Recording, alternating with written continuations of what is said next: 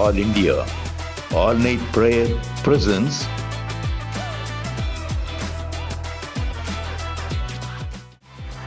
அர்ப்பணிப்பின் நேரம்.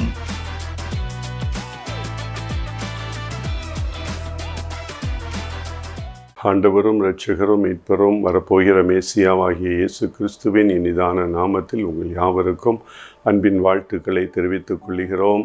1972 என்னுடைய தகப்பனார் மறைந்த ஆபிரகாம் ராஜபாண்டியன் ஐயா மற்றும் தேவ ஊழியர்களால் ஆரம்பிக்கப்பட்டது தான் இந்திய தேசத்தின் எழுப்புதலுக்காய் சென்னை பட்டணத்தில் ஆரம்பிக்கப்பட்ட முழு இரவு ஜெபம். அதற்கு பின்பதாக என்னுடைய தகப்பனார் அந்த முழு இரவு ஜெபத்தை இந்தியாவினுடைய பல பட்டணங்களுக்கு, பல திருச்சபைகளுக்கு எடுத்து சென்றார். அந்த முழு இரவு ஜெபம் மட்டுமல்லாதபடி இது ஒரு அகில இந்திய முழு இரவு ஜெப ஐக்கிய ஊழியமாய் அதை மாற்றி பல பட்டணங்களுக்கு ஜெப முகாம்கள், 7 மணி நேர ஜெபம், 12 மணி நேர ஜெபம், 24 மணி நேர தொடர் ஜெபம் மற்றும் ஜெப முகாம்களை நடத்தி தேசத்தின் எழுப்புதலுக்காய் தன்னை அர்ப்பணித்து அவர்கள் ஓட்டத்தை நிறைவு செய்தார்கள்.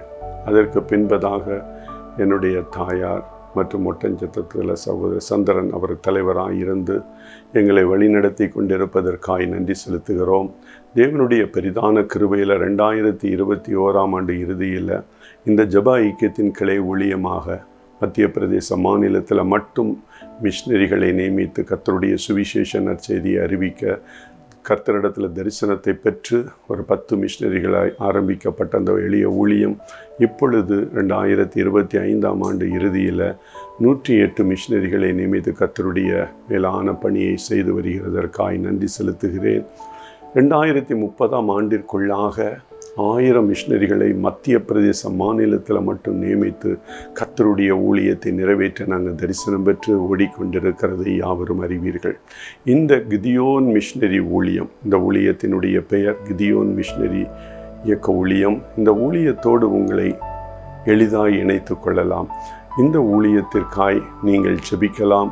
ஜெபக்குழுவை உங்களுடைய இல்லத்திலே ஆரம்பித்து அல்லது உங்களுடைய பட்டணத்திலே ஆரம்பித்து தன்னார்வமாக இதற்கு அந்த ஜெபக்குழுவில் வருகிற அந்த ஜெப வீரர்களோடு சிறிய காணிக்கையை பெற்று ஒரு மாதம் 1000 ரூபாயோ அல்லது 2000 ரூபாயோ ஜெபக்குழு மூலம் அனுப்பி தன்னார்வமாக இந்த ஊழியத்தை தாங்கலாம். அல்லது இந்த ஊழியத்தோடு பகுதி நேரமாக இணைந்து பகுதி நேரம் உங்களுடைய வேலையோ அல்லது பள்ளி கல்லூரியில் படித்து கொண்டிருக்கிற மாணவ மாணவிகள் கல்லூரியை பிடித்து கொண்டு ஒரு சிறிய காணிக்கை இந்த ஊழியத்தின் மூலம் பெற்று இந்த ஊழியத்தினுடைய காரியங்களை நீங்கள் செய்யலாம். 3வது, உங்கள் குடும்பமாய் உங்களை எங்களோடு இணைத்து கொண்டு இந்த ஊழியத்திற்காய் உங்கள் குடும்பத்தோடு தோள் கொடுத்து இந்த ஊழியத்தின் தரிசனத்தை உங்கள் தரிசனமாய் ஏற்று இந்த கிதியோன் மிஷினரி இயக்க ஊழியத்திற்கு நீங்கள் உதவலாம். நாங்கள் உங்களுக்கு உங்களுடைய ஊழியத்திற்கு ஏற்ப எங்களுடைய ஊழியத்திலிருந்து உங்களை தாங்குவோம். நாம் இருவரும் இணைந்து இந்த ஊழியத்தை செய்யலாம். மேலும் இந்த ஊழியத்தை குறித்து நீங்கள் அறிய விரும்பினால் இந்த திரையில் காணும் இந்த எண்ணிற்கு தொடர்பு கொள்ளுங்கள். கர்த்தர் தாமே நம் ஒவ்வொருவரையும் ஆசீர்வதிப்பாராக. ஆமென்.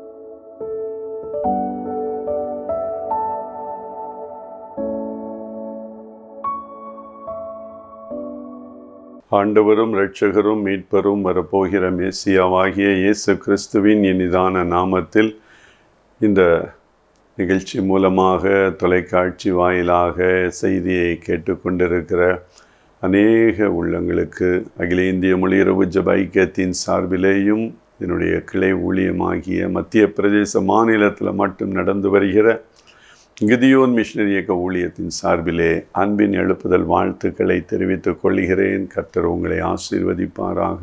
உங்கள் மூலம் கர்த்தருடைய நாமம் மகிமைப்படும்படியாய் இந்த நேரத்தில் உங்களை ஆசீர்வதிக்கிறேன். இந்த நாளிலும் கர்த்தர் நம்மோடு பேசப் போகிறார். யோவான் 5ஆம் அதிகாரத்தில் முதல் ஒரு சில வாக்கியங்களில் தேவனாகிய கர்த்தர் செய்த ஒரு மாபெரும் அற்புதத்தை நாம் இன்று தியானித்து அதற்கு பின்பதாக ஜெபித்து ஆசீர்வாதத்தை நம்ம பெற்றுக்கொள்ள இருக்கிறோம். இதில் பெதஸ்தா என்ற ஒரு அருமையான குளம் காணப்படுகிறது.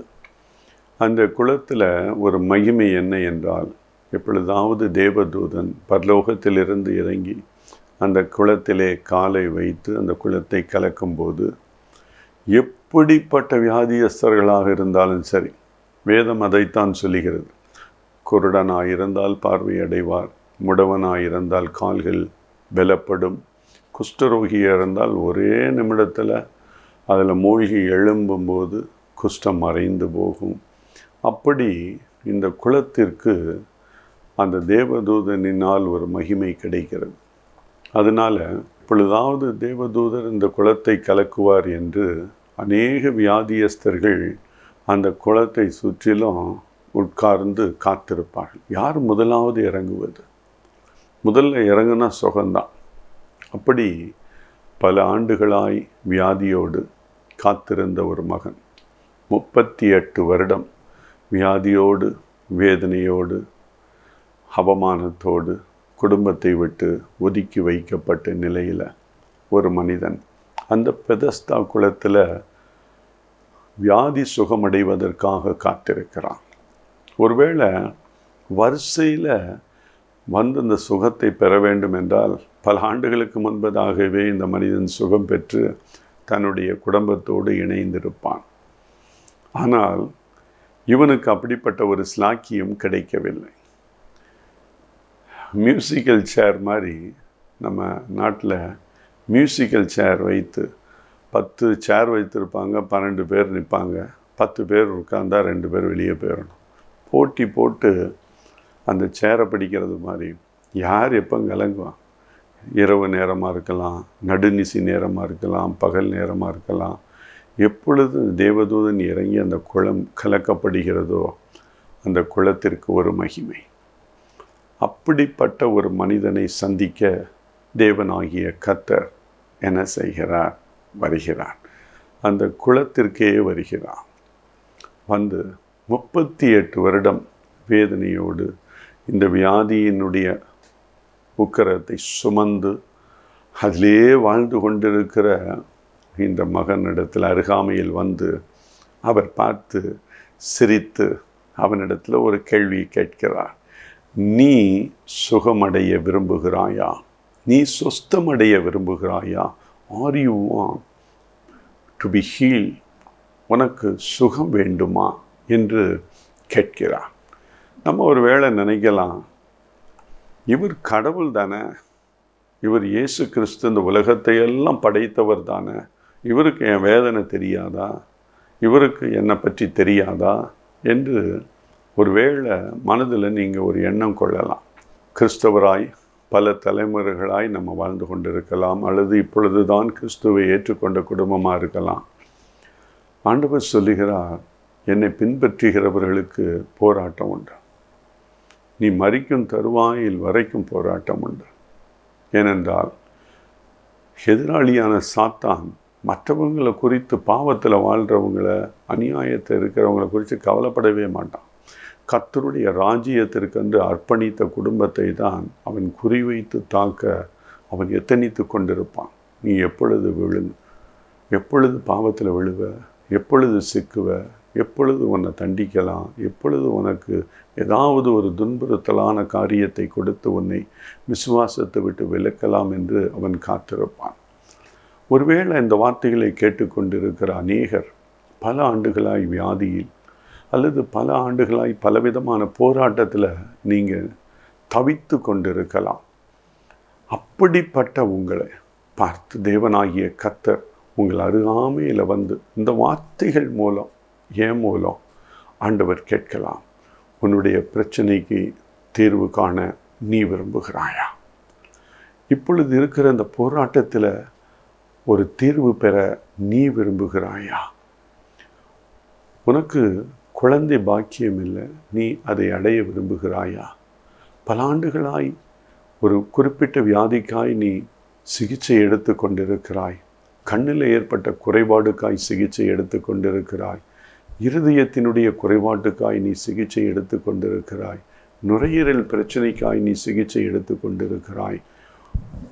உணவு குடலில் ஏற்பட்டிருக்கிற சில பிரச்சனைக்காய் சிகிச்சை எடுத்து கொண்டிருக்கிறாய். சிறுநீரகம் சிறிது செயல்பாடை இழந்திருக்கிற நிலையில் அதுக்கு சிகிச்சை எடுத்து கொண்டிருக்கலாம். அல்லது கல்லீரலில் சில பிரச்சனைகள் அதற்கு நீ சிகிச்சை எடுத்து கொண்டிருக்கலாம். அல்லது இரத்தத்தில் சில புற்றுநோய்கள் இருக்கலாம், அதற்கு சிகிச்சை எடுத்து கொண்டிருக்கலாம். அல்லது சில பகுதியில் புற்றுநோய் கிருமியினுடைய தாக்கத்திற்காய் நீ பல ஆண்டுகள் சிகிச்சை எடுத்து கொண்டிருக்கலாம். அல்லது சில எலும்பு சம்பந்தப்பட்டமான வியாதிக்காய் நீ சிகிச்சை எடுத்து கொண்டிருக்கலாம். நீ எப்படிப்பட்ட சூழலிலே இருந்தாலும் அப்படிப்பட்ட நிலைமையில் உள்ள உங்களை பார்த்துதான் தேவனாகிய கர்த்தர் இந்த ஊழியக்காரன் மூலமாய் நீ அந்த பிரச்சனையிலிருந்து விடுதலை அடைய விரும்புகிறாயா? நீ நினைக்கலாம், நான் பலவேளை என் தேவனிடத்தில் இதற்காக விண்ணப்பம் செய்திருக்கிறேன், கண்ணீர் வடித்திருக்கிறேன், முழங்கால்கள் முடக்கி பல மணி நேரம் அழுதிருக்கிறேன். அது அவருக்கு தெரியாதா? தெரிந்து தான் இன்னைக்கு இந்த ஊழியர் மூலம் உங்களிடத்தில் ஆண்டவர் பேசுகிறார். நீ சுகமடைய விரும்புகிறாயா? இப்போ நீ உடனே உன்னுடைய எண்ணம், நான் தானே பல மாதமாக பல ஆண்டுகளாக கேட்டுக்கிட்டு இருக்கிறேன், என்கிட்ட வந்து இந்த வார்த்தையை கேட்கலாமா? ஆனால் ஆண்டவர் கேட்கிறார், நீ சுகமடைய விரும்புகிறாயா? இந்த பெதஸ்தா குளத்தில் 38 ஆண்டுகளாய் வியாதியில் போராடி கொண்டிருக்கிற அந்த மகனை பார்த்து நீ சொஸ்தமடைய விரும்புகிறாயா, குணமடைய விரும்புகிறாயா என்று கேட்கும் போது, இவர்தான் உலகத்தின் இரட்சகர், ஒரே நிமிடத்தில் அந்த குளத்தில் இறங்க வேண்டாம், நீ சுகமாகு என்று சொன்னால் சுகமாகி விடுவான் என்று அதை அறியாமல், ஆண்டவரே, வியாதியஸ்தன் ஆண்டவரை பார்த்து, தண்ணீர் கலக்கப்படும் போது என்னை குளத்தில் கொண்டு போய் விடுகிறதற்கு ஒருவரும் இல்லை, no one is helping me. இந்த பிரச்சனையில் யாரும் உனக்கு உதவி செய்ய மாட்டாங்க. நீ நம்பின கணவன் உன்னை விட்டு போய் விடுவார், நீ நம்பின மனைவி உன்னை விட்டு போய் விடுவார்கள், பிள்ளைகள் உன்னை விட்டு போய் விடுவார்கள், எல்லாரும் உன்னை விட்டு போயிடுவாங்க. ஒரு குஷ்டரோகம் வரட்டும், எல்லாரும் உன்னை விட்டு போயிடுவாங்க. தூரத்தில் தான் வைத்து பேசுவார்கள். இது கண்டேஜியஸ் டிசீஸ், இது பரவிடும். பக்கத்தில் நீ வைத்திருக்கிற டம்ளர் யாரும் பயன்படுத்தக்கூடாது, உன் பாத்திரத்தை யாரும் பயன்படுத்தக்கூடாது, உன்னுடைய சரீரத்தில் நீ போட்டிருக்கிற உடையை நீ தான் துவைக்கணும், நீ தான் காயப்படணும் என்று. ஏற்கனவே குஷ்டரோகம் வந்து வேதனை, அதுக்கு மேலே வேதனையின் மேலே வேதனை, பட்ட புண் மேலே வேலை பாய்க்கிறது போல அவருடைய வார்த்தைகள் குத்தி கொண்டிருக்கும். ஒரு பிரச்சனையில் நீங்களே போராடி கொண்டிருக்கும் போது அந்த பிரச்சனையிலேயே வந்து இன்னும் அதிகரிக்கிற வண்ணமாய் வார்த்தைகளை பேசுவார்கள், சில காரியங்களை சொல்லுவார்கள். வேதனைக்கு மேலே வேதனை, பிரச்சனைக்கு மேலே பிரச்சனை, தாங்க முடியாது. ஐயோ, என் மூளை வெடித்து விடும் போல இருக்குதே, நான் என்ன செய்ய என்று நீங்கள் ஒருவேளை சிந்தித்து கொண்டிருக்கலாம். இந்த சிந்தித்து கொண்டிருக்கிற உங்களை பார்த்து தான் இந்த கர்த்தருடைய வார்த்தை வருகிறது. மகனே, மகளே, உனக்கு நான் என்ன செய்ய வேண்டும்? நீ சுஸ்தமடைய விரும்புகிறாயா? இந்த பிரச்சனையிலிருந்து நீ மீள நீ ஆசைப்படுகிறாயா? யோசித்து பார்க்க வேண்டும். இந்த மகன் அப்படி தான் கேட்குறார், ஆண்டவரே, என்னை இந்த குளத்தில் கொண்டு போய் விடுவதற்கு யாரும் இல்லை அப்படின்னா உள்ளத்தில் ஆண்டவர் சிரிச்சிருப்பார். நான் தான் உலகத்தின் இரட்சகர், உன்னுடைய பாவத்தை மன்னிக்கக்கூடிய வல்லமையுடையவன் நான் தான், எல்லா காரியத்தையும் நான் தான் செய்யணும், எளிதாக உனக்கு சுகம் கொடுப்பேன். ஆனால் அவர் என்ன சிரிக்காமல் அமைதியாய் அவர் அவனை பார்க்கிறார். நீ சுகமடைய விரும்புகிறாயா என்று கேட்கிறார். அதே போலத்தான் உங்களிடத்தில் இந்த பிரச்சனையிலிருந்து நீங்கள் விடுதலை அடைய விரும்புகிறீர்களா? ஒரு 20 ஆண்டுகளுக்கு முன்பதாக வண்டிப்பெரியார் என்ற பட்டணத்திலிருந்து சகோதரர் ராஜி என்னோடு தொடர்பு கொண்டு அவருடைய தீராத வயிற்று வலிக்காய் ஜெபிக்க என்னிடத்தில் கேட்டார். பல மாதங்களாய் அவர் சாப்பிட முடியாதபடி மிகுந்த வேதனையில் கஷ்டப்பட்டு கொண்டிருக்கிற நபர். ஏன் என்னிடத்தில் தொடர்பு கொண்டார் என்றால், அதற்கு முந்தின ஒரு 6 மாதத்துக்கு முன்பதாக அவர் அவருடைய வீட்டில் 1,00,000 செலவு செய்து ஆழ் குழாய் கிணறு அவர் என்ன செய்தார், அமைத்து அதில் ஒரு 500-600 அடி போட்டு அதில் தண்ணீரே கிடைக்கல. என்ற இடத்துல ஃபோன் பண்ணி, ஐயா, I spend 1,00,000 rupees for the borewell. போர்வெலுக்கு நான் 1,00,000 செலவு பண்ணிட்டேன்யா. சொல்லிட்டாங்க, தண்ணியே இல்லை. நான் சொன்னேன், அவங்க அப்படி சொல்லிட்டாங்களா? ஏசப்பா சொல்லலைல்ல. நம்ம 2 பேரும் சேர்ந்து ஜெபிப்போம் என்று ஜெபித்து முடித்த பிறகு நான் சொன்னேன், ஒரு சணல் கயிறை வாங்கி கல்லை கட்டி பாருங்கள், ஒரு 30-20 அடியில் தண்ணி இருக்கும். எப்படியா சொல்கிறீங்க? பாருங்கன்னு சொன்னேன். அடுத்து ஒரு எலக்ட்ரீஷியனை கூப்பிட்டு ஒரு டெம்பரரியாக மோட்டரை வச்சு இறைச்சி பாருங்கள், அது ஊருக்கே கொடுக்கும், உங்கள் ஊருக்கே அப்படின்னு. அவர் அதே போல் செய்து பார்த்தார். அடுத்து 2 நாள் கழித்து எனக்கு கூப்பிடும்போதே என்ன சொன்னான்னா, தீர்க்கதரிசி ஐயா, தீர்க்கதரிசி ஐயா. ஐயா அப்படி சொல்லாதீங்க, நான் தீர்க்கதரிசியே இல்லை, நான் எளிமையாய் கர்த்தருடைய ஊழியத்தை செய்கிறேன். என்னையா, தண்ணி அந்த மோட்டரை போட்டால் தண்ணி வற்றவே இல்லையா? எப்படியா உங்களுக்கு தெரிந்தது? ஏதோ உங்களுக்கு ஆண்டவர் காண்பித்தாரா? இல்லை, ஆண்டவருடைய ஊழியத்தை எளிமையாய் வாஞ்சியோடு உண்மையோடு செய்கிற அந்த வார்த்தையை ஆண்டவர் கனப்படுத்துகிறார். அவ்வளவுதான். ஆண்டவருடைய வார்த்தையை கனப்படுத்துகிறார். அந்த மனிதர் தான் 1 மாதமாகி அவர் வயிற்று வலி சுகமாக. அப்போ தான் அவருக்கு ஒரு எண்ணம், ஓ ஐயா, அந்த ஐயாட்ட நம்ம ஜெபம் பண்ணுமே, தண்ணீர் ஆண்டவர் கொடுத்தாரே, ஜெபம் பண்ணுவோம் அப்படின்னு விசுவாசத்தோடு என்னோடு தொடர்பு கொண்டு ஜெபித்தார்கள். நானும் அவரும் இணைந்து ஜெபித்தோம். கர்த்தர் எங்களுடைய ஜெபத்தை கேட்டு அந்த தினத்திலே அவருடைய வயிற்று வலி காணாமல் போயிடுச்சு. அதுக்கு பிறகு பல மாதம் என்னோடு தொடர்பு கொண்டு பேசுவார். அந்த வயிற்று வலியின் கூரே அவருக்கு அடிக்கடி வரும். அப்படி வேதனைப்படுத்துமா, வருடத்துக்கு ஒரு முறை இல்லைன்னா ஒரு 15 நாள் வேதனைப்படுத்தும். அப்படிப்பட்ட வியாதியை கர்த்தர் குணமாக்க முடிந்தார் என்றார். அதெல்லாம் உண்மையான சாட்சி. இன்னும் அவர் இருக்கிறார் அந்த ஊரில். அப்போ உங்களுடைய சிறையிருப்பு எளிதல்லவா? ஏன் அவர் குணமாக்கலை? ஏன் இன்னும் அந்த வியாதியிலே நீங்கள் கஷ்டப்படணும் அப்படின்னு அவர் விருப்பமா? அப்படி அவர் விரும்பியிருந்தால் எதற்காக 2000 ஆண்டுகளுக்கு முன்பதாக இந்த உலகத்தை படைத்த இரட்சகர் இயேசு கடவுள் அவர் மனிதனாய் அவதரித்து நம்முடைய வியாதிகளுக்காய், நம்மளுடைய வேதனைக்காய், நம்மளுடைய பாடுகளுக்காய் அவர் எதற்காக இரத்தம் சிந்தனம்? சிலுவையில் எல்லாரும் அவரை அடித்து அவரை இகழ்ந்தார்கள், ஏசினார்கள், வைத்தார்கள். எல்லாவற்றையும் அந்த உலகத்தை படைத்த தெய்வம் அமைதியாக சிரித்த முகத்தோடு கேட்டுக்கொண்டிருக்கிற ரகசியம் என்ன? ஏன் நீங்கள் வியாதியிலே இருக்கணுமா? கஷ்டத்திலே இருக்கணுமா? இந்த வேதனையை நீங்கள் சுமந்து கொண்டே இருக்கணுமா? அப்படி அவர் நினைப்பாரா? நம்ம பிள்ளைகளுடைய ஏதாவது ஒரு சிறிய வேதனை வரும்போது நம்மளுடைய உள்ளம் எப்படி துடிக்குது? அவருடைய சாயலாய்த்தானே மனிதரை படைத்தார். அவருடைய சிந்தை தானே மனிதனுக்கு இருக்கும். அப்போ பரம தகப்பன் ஏசப்பாவுக்கு உள்ளம் எவ்வளவு துடிக்கும்? அப்போது ஏன் நான் நிறைய தடவை சுகம் பெறணும், வியாதியிலேருந்து நீங்கணும் அப்படி நம்ம ஜெபித்தேனே, ஏன் என்னுடைய ஜெபம் கேட்கப்படலை? எவ்வளோ ஊழியத்துக்கு நான் கொடுத்துருக்கிறேனே, அதை கொடுத்தேன், இது கொடுத்தேன்னு நீங்கள் சொல்லலாம்.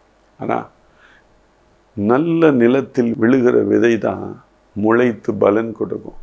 நீங்கள் விதைக்கிற இந்த காணிக்கை, நீங்கள் கொடுக்கிற தசம பாகம், நீங்கள் கொடுக்கிற காணிக்கை நல்ல நிலத்தில் தேவனுடைய ராஜ்ய விரிவாக்கத்திற்காய் பயன்படுத்தப்படுகிறதா, அல்லது அந்த குடும்பத்திற்காய் பயன்படுத்தப்படுகிறதா, அவருடைய ஆடம்பரத்திற்காய் பயன்படுத்தப்படுகிறதா? அதெல்லாம் நம்ம யோசித்து தான். அதே சமயத்தில் நம்ம கொடுக்குறோம், இப்படி கொடுத்தோம் அப்படி கொடுத்தோம்னு சொன்னால் அதில் பலனே இல்லை. கர்த்தருக்கு கொடுக்குறோம், ஆசீர்வாதத்தை எதிர்பார்த்தல்ல, அவர் கட்டளை தன்னுடைய ஊழியத்திற்காய் நீங்கள் செய்யணும். சுவிசேஷங்களுடைய அவருடைய பிழைப்பை நீங்கள் எடுத்துக்கொள்ளணும். சீஷர்கள் அப்போஸ்தலர்களுக்கு அவர்களுக்கு நீங்கள் உபகாரம் செய்யணும், தர்மங்கள் செய்யணும். ஆண்டவர் கொடுத்த ஒரு பெரிய கட்டளை. அதை நம்ம நிறைவேற்றுகிறோமா உள்ளத்தின் வாஞ்சியோடு? பல காரியங்கள் இருக்கும். நம்ம கர்த்தர் அநேக காரியங்கள் நம்ம கொடுத்துருப்பார். ஆனால் நம்ம அதை தவற விட்டுட்டு உலகத்தினுடைய காரியத்தில் நம்ம பார்வை சென்றது நிமித்தம் மற்றவர்களைப் போல நம்ம என்ன செய்கிறோம்? வாழ்ந்து கொண்டிருக்கிறோம். உலகத்தினுடைய மற்ற மனிதர்களை பாருங்களேன். அவங்க வீடு வாங்கணும், நிறைய வயல் வாங்கணும், மாடா மாளிகை கட்டணும், பெரிய கார் வாங்கணும், நல்ல ட்ரெஸ் போடணும், நல்ல உலகத்தை அனுபவிக்கணும், சிற்றின்பங்களில் அப்படியே இருக்கணும் அப்படி என்று உலகத்தார் எல்லாரும் யோசிக்கிறது போல கிறிஸ்துவை அறிந்த நீங்கள் அப்படி கர்த்தர் பெரிய ஆசீர்வாதத்தை கொடுத்து அப்படி உலகத்தினுடைய சிற்றின்பங்களை நீங்கள் அனுபவித்தால் தேவனுடைய மனது எப்படி துக்கப்படும்? எதற்காக கர்த்தர் தன்னுடைய இரத்தத்தை, தன்னுடைய சரீரத்தை பிளக்க கொடுத்து சிலுவையில் தொங்கி இந்த மாபெரும் ரட்சிப்பை இந்த அவருடைய இரத்தத்தின் வாயிலாய் நமக்கு கொடுத்திருக்கிறார். நம்மளை பிள்ளைகளாய் அழைத்திருக்கிறார். நம்ம அப்பா பிதாவை என்று கூப்பிடக்கூடிய புத்திர சுவிகார அந்த உடன்படிக்கையை ஏற்படுத்தி இருக்கும்போது அந்த அப்பாவினுடைய இருதயம் நமக்குள்ளாக வர வேண்டும் அல்லவா? நமக்குள்ளாக அப்படிப்பட்ட இருதயம் வருகிறதா?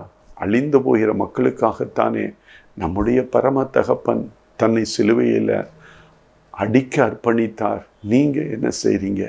சுகபோகமாய் வாழ வேண்டும் என்று நீங்கள் நினைத்து கொண்டிருக்கிறீங்க. கர்த்தர் கொடுக்கிற ஆசீர்வாதங்கள் உங்களுடைய வாழ்க்கையில், அதனால் நீங்கள் ஆண்டவரை ஆராதிக்கிறீர்களா? ஆண்டவருடைய ராஜ்யத்திற்காய் நீங்கள் உங்களை அர்ப்பணித்திருக்கிறீர்களா? இது அர்ப்பணிக்கும் நேரம், ஒரு அர்ப்பணிப்பு நேரம். அந்த அர்ப்பணிப்பை தான் கர்த்தர் எதிர்பார்க்கிறார். இந்த மகன் 38 வருடமாக கஷ்டப்பட்டு கொண்டிருக்கிறான். அவரிடத்துல ஆண்டவர் போய் நீ சுகமடைய விரும்புகிறாயா என்று கேட்கிற ஒரு தெய்வம். இரவும் பகலும் அவரை நோக்கி நீ கூப்பிடுறியே, ஏன் அவர் அதை கேட்காம இருக்கிறார்னா, நீ நல்லா வாழ்ந்திருக்கும்போது அவர் உனக்கு எத்தனை தடவை அவர் உன்னை கூப்பிட்டாரு, நீ செவி கொடுக்கல. எத்தனை ஊழியர் மூலமாக அவர் உன்னை கூப்பிட்டாரு, இந்த வேத வசனம் படிக்கும்போது உன்னை கூப்பிட்டாரு, எத்தனை உலகத்தினுடைய காரியங்களுக்கு உனக்கு பாரத்தை கொடுத்தாரு, எப்படிப்பட்ட ஊழிய அழைப்பெல்லாம் கொடுத்தாரு. அதை நிராகரிச்சுட்டு ஒரு தடவை 2 தடவை ஆண்டவர் உன்னை கூப்பிடலை, பல முறை கூப்பிட்டுருக்காரு. சிலரை 25 முறை, 30 முறை, 50 முறை கூப்பிட்டுருக்காரு. இன்னும் உன்னுடைய இருதயம் பார்வோனினுடைய இருதயத்தை போல இருந்தால் அவர் நீ இப்போ கூப்பிடும்போது அவர் கேளாதவர் போல இருக்கலாம். ஆனால் நம்ம இணைந்து இப்போ கேட்க போகிறோம், எப்படிப்பட்ட காரியங்கள் உங்களை வருத்தப்படுத்தி கொண்டிருந்தாலும் தேவனாகிய கர்த்தர் உங்களுக்கு உங்களுடைய சிறையிருப்பை மாற்ற வல்லவராக இருக்கிறார். இந்த மகனை பார்த்து இவன் சொல்லுகிறான், எனக்கு குளத்தில் போக யாரும் எனக்கு உதவி செய்யலை என்று சொன்னாலும் அவர் என்ன சொன்னார் தெரியுமா? Rice up my dear son, எழுந்திரு மகனே, உன் படுக்கையை எடுத்துக்கொண்டு நட. Take your but and walk, you will heal. அவன் சொன்ன மாத்திரத்தில் அவன் சரீரத்தில் இருந்த பலவீனம் முழுவதும் மறைந்தது. உங்களுடைய சரீரத்தில் உள்ள பலவீனம் ஒரே நொடியில் ஜெபிக்கும்போது கர்த்தர் மாற்ற வல்லமையுடையவராக இருக்கிறார். அர்ப்பணிக்கும் நேரம் கர்த்தருடைய ராஜ்யத்திற்காக. இந்த பிரச்சனையிலிருந்து, போராட்டத்திலிருந்து எனக்கு விடுதலை வேணும். என்னுடைய பிள்ளையினுடைய திருமண வாழ்க்கை தடைபட்டு கொண்டே இருக்குது. 30 வயதாகிறது, 32 வயதாகிறது. எல்லாருடைய என் பிள்ளையினுடைய தோழிகள் எல்லாம் பிள்ளை பெற்று பெரிய பிள்ளையாக இருக்காங்க. எனக்கு வேதனையாக இருக்குது. நீங்கள் கலங்கி கொண்டிருக்கலாம். அதுபோல் பல வேளையில் நீங்கள் கலங்கி கொண்டிருக்கலாம். வியாதி உங்களை வருத்தப்படுத்தி கொண்டிருக்கலாம். உலகம் சொல்லும், இந்த வியாதி உனக்கு வந்துடுச்சா, ஐயோ இதுக்கு மருந்தே கிடையாது, நீ மருந்து எடுக்கணும், அமெரிக்காவுக்கு போகணும், 1 கோடி ரூபா செலவழிக்கணும் சொல்லுவாங்க. அந்த 1 கோடி இல்லாதபடி, 1 பைசா இல்லாதபடி என் தேவன் உன்னுடைய வியாதியை சுகமாக்க வல்லமையுடைய தேவன். அந்த தெய்வத்தை குறித்து நீ அறிந்திருந்தாலும் முழு நம்பிக்கை அவரிடத்துல நீ வைக்கும்போது உன்னுடைய சிறையிருப்பை முற்றிலும் மாற்றி உன்னை சந்தோஷமாய் மகிழ பண்ணுவார். எத்தனை முறை உன்னிடத்துல அவர், நீ தேவாலயத்தில் எத்தனை ஊழியர்கள் மூலம் வார்த்தைகளை கேட்கும்போது அதை நீ பெரிதாய் எண்ணாதபடி நீ என்ன செய்து கொண்டிருந்தாய்? எத்தனை முறை கேட்கும்போது செவிகளை அப்படியே மறைத்து அமைதியாக நீ இருந்தல்ல? எத்தனை முறை செய்தி கேட்கும்போது கண்ணமுடி தூங்கி கொண்டிருந்த? அது வேண்டாம். இன்றிலிருந்து நீ ஒரு அர்ப்பணத்தை செய். தேவனே, இந்த காரியத்திலிருந்து எனக்கு விடுதலை கொடுங்க சொல்லுங்க. எழுந்திரு, படுக்கை எடுத்து கொண்டு நட என்று சொன்ன தேவனாகிய கர்த்தர் உன்னை பார்த்து சொல்லுகிறார், மகளே, மகனே, நீ உன் வியாதியின் கூறிலிருந்து எழு, உன் போராட்டத்திலிருந்து எழுந்திரு, அதை நான் நீக்கிவிடுகிறேன். எனக்காக உன்னுடைய வாழ்க்கையை நீ அர்ப்பணிப்பாயா? நீ எனக்கு தேவை. I want you. எத்தனை கோடி மக்கள் இருந்தாலும் என்னுடைய ராஜ்ய விரிவாக்கத்திற்கு நீ தேவை வாலிப மகளே நீ தேவை, வாலிப மகனே நீ தேவை, பெரியவர்களே நீங்கள் தேவை. உங்களுடைய செல்வம், உங்களுடைய ஆரோக்கியம் எல்லாம் எனக்கு தேவைப்படுகிறது. என்னுடைய ராஜ்யத்திற்காய் உங்களை மறுபடி நான் உங்களை தட்டி கொண்டிருக்கிறேன். நீங்கள் இந்த வார்த்தைகளை கேட்டுக்கொண்டிருக்கிறீர்கள். இந்த வார்த்தைகள் உங்கள் வாழ்க்கையில் செவியில் துணி போது நீங்கள் உடனடியாக உங்களை அர்ப்பணிக்கணும். இது அர்ப்பணிக்கும் நேரம். இந்த அர்ப்பணிப்பு நேரத்தில் நீங்கள் அர்ப்பணித்து ஆண்டவருடைய ஆசீர்வாதத்தை பெற்றுக்கொள்ளுங்கள். அந்த பெதஸ்தா குளத்தில் அந்த மனிதனை நேரடியாய் சென்று சந்தித்த தெய்வம் உங்களை சந்திக்க இந்த தொலைக்காட்சியின் மூலமாய், இந்த ஊழியர் மூலமாய் ஆண்டவர் உங்களோடு பேசுகிறார். உங்களுடைய சிறையிருப்பை மாற்ற இருவரும் நம்ம இணைந்து ஜெபிப்போமா? அந்த இடத்துல நீங்களும் கண்களை மூடுங்க. எந்த இடமா இருந்தால் சரி. ஒருவேளை நீங்கள் சமையல் செய்து கொண்டு இந்த வார்த்தைகளை கேட்டுக்கொண்டிருக்கலாம், அல்லது உங்களுடைய படுக்கை அறையில் இந்த வார்த்தைகளை கேட்டுக்கொண்டிருக்கலாம். எழுந்திருந்து என்னோடு இணைந்து ஜெபிக்கலாமா? ஒருவேளை நீங்கள் கார் ஓட்டி கொண்டே இருக்கலாம். கார் ஓட்டி கொண்டு இருக்கிற நிலைமையில் இருதயத்தை நீங்கள் பரலோகத்தை நோக்கி திருப்பலாமா? ஆண்டவருடைய வார்த்தையை நம்ம கேட்டோம். இப்பொழுது நம்ம இணைந்து ஜெபிக்க போகிறோம். பூமியிலே இருவர் என் நாமத்து நிமித்தம் இணைந்து ஜெபிக்கும் போது நிச்சயமாய் நம்முடைய தேவன் நம்முடைய சிறையிருப்பை மாற்றுவார். ஜெபிக்கலாமா? அன்பின் பரலோக பிதாவே, இவ்வளவு நேரம் எங்களோடு நீங்கள் பேசுனீங்கப்பா. இந்த வார்த்தைகளை கேட்டுக்கொண்டிருக்கிற சகோதரனோ சகோதரியோ, ஆண்டவரே, எப்படிப்பட்ட சிறையிருப்பில் இருந்தாலும் அன்று 38 வருடமாய் அப்பா பெரிய ஒரு போராட்டத்தில், வியாதியில் கஷ்டப்பட்டு பெதஸ்தா குளத்தில் எப்பொழுதாவது இந்த தூதன் எப்பொழுது அந்த தண்ணீரை கலக்குவான், நம்ம முதல்ல ஓடி போய் குதித்து சுகத்தை பெற வேண்டும் என்று நினைத்து ஆண்டவரே முடியாத நிலையில் அந்த ஆசீர்வாதத்தை மற்றவர்கள் பெற்றுக்கொண்டு போகிறார்களே என்று அங்கலாய்த்து காத்திருக்கிற ஒரு மனிதனை தேடி போனீர் அல்லவா? இப்பொழுதும் அப்பா அநேகர் இந்த நேரத்தில் ஆண்டவரே பல ஆண்டுகளாய் பல வேதனைகளை, சரீரத்தில் காணப்படுகிற வேதனைகள், சரீரத்தில் ஆண்டவரே மருத்துவர்கள் சொல்லிட்டாங்க இந்த வியாதி உனக்கு வந்துருச்சு, இனி உனக்கு விடுதலை இல்லை, இந்த மருந்தனை சாப்பிட்டு கொண்டே இருக்கணும், வாழ்நாள் முழுவதும் சாப்பிட்டு கொண்டே இருக்கணும் என்று சொல்லி எங்களை ஆண்டவரே அங்கலாய்க்க வைத்து கொண்டிருக்கிறாங்க. ஐயோ, ஒரு மாத்திரை கொடுத்தா பரவாயில்ல, 10 மாத்திரை 12 மாத்திரை காலையில் நான் சாப்பிட்ட பிறகு நான் அதை எடுக்க வேண்டும், மதியம் எடுக்கணும், இரவு எடுக்கணும், எனக்கு மிகுந்த வேதனை. அது மட்டுமல்ல, ஒவ்வொரு மாதமும் 10,000 15,000 ரூபாய் இதற்காக நான் செலவழித்து கொண்டிருக்கிறேன்ப்பா என்று உம்மிடத்தில் ஆண்டவரே வேண்டுதல் செய்தோம். இன்று வரை நீங்கள் கேட்கல. ஆனால் இந்த நேரத்தில் ஆண்டவரே நானும் ஊழியரும் இணைந்து ஜெபிக்கிறோம். இந்த ஆண்டவரே இந்த போராட்டத்தில் இருக்கக்கூடிய பிள்ளைகளோடு இணைந்து நானும் ஜெபிக்கிறேன் அப்பா.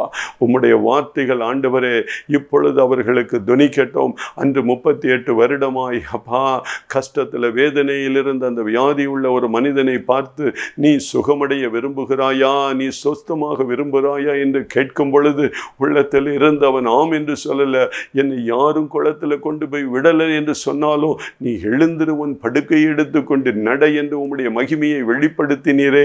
அதே மகிமை இப்பொழுது இந்த வார்த்தைகளை கேட்டுக்கொண்டிருக்கிற அநேகருக்கு ஆண்டவரே அப்பா எழுந்திருக்கும்படியாய், அவர்களுடைய சிறையிருப்பிலிருந்து அவர்கள் விடுதலை அடையும்படியாய் ஜெபிக்கிறேன்.